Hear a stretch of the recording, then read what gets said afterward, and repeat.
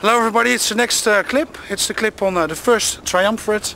Triumvirate, 3 people ruling a country. In this case it's Rome. Ancient Rome, about 60 BC. Marcus Licinius Crassus, Gnaeus Pompeius Magnus and Gaius Julius Caesar are basically the people in control in Rome. Now, Crassus is in his 50s, Pompey is in his 40s, Julius Caesar is in his 30s. Marcus Licinius Crassus is known to be the richest man in Rome at that time. I recently saw on the internet he is at the number 9 spot of richest people ever, so you can imagine how rich he was.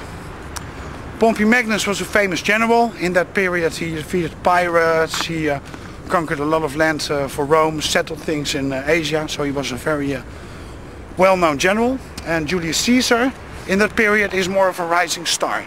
Julius Caesar's career basically starts when he's in his 30s, and what I'm going to explain now is more the relationships between these 3 men. Now, Crassus had intentions of becoming a famous general like Pompey. He wanted military victory also, and he was rewarded, or he was given the command against Spartacus. Spartacus defeated some Roman armies, but Crassus manages to defeat Spartacus. Now, a few Spartacus soldiers escape and they are intercepted by Pompey, and Pompey defeats them. And for some bizarre reason, the Senate decides to give Pompey a triumph, which is the biggest thing you can get for a victory, and they give Crassus, who's done all the work, an ovatio, which is a smaller version of a triumph. Crassus, of course, furious, and he doesn't like Pompey in a way because of this.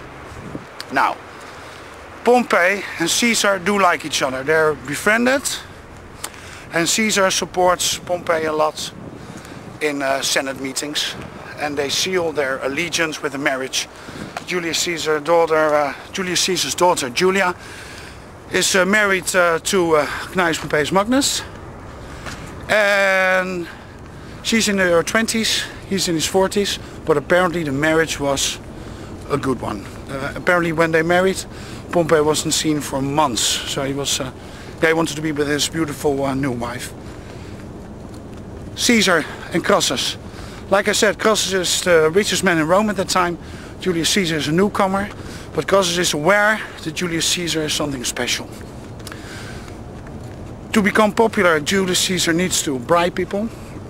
He needs to give big banquets, lots of parties, but they cost money. So Julius Caesar puts himself in a lot of debt, but he has Crassus behind him as the main financier, so he won't go bankrupt. Of course, Caesar has to support Crassus. So this is the how they work together, the 3 of them. Yeah, Crassus didn't really like Pompey, and so on and so forth. And I have to admit, stealing people's victories is a typical thing for Pompey. Pompey did it many times, but hey.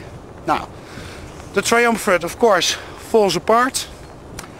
The first thing that happens, well, let me put it this way. Crassus is sent on a military command in Parthia. He has to try to conquer Parthia.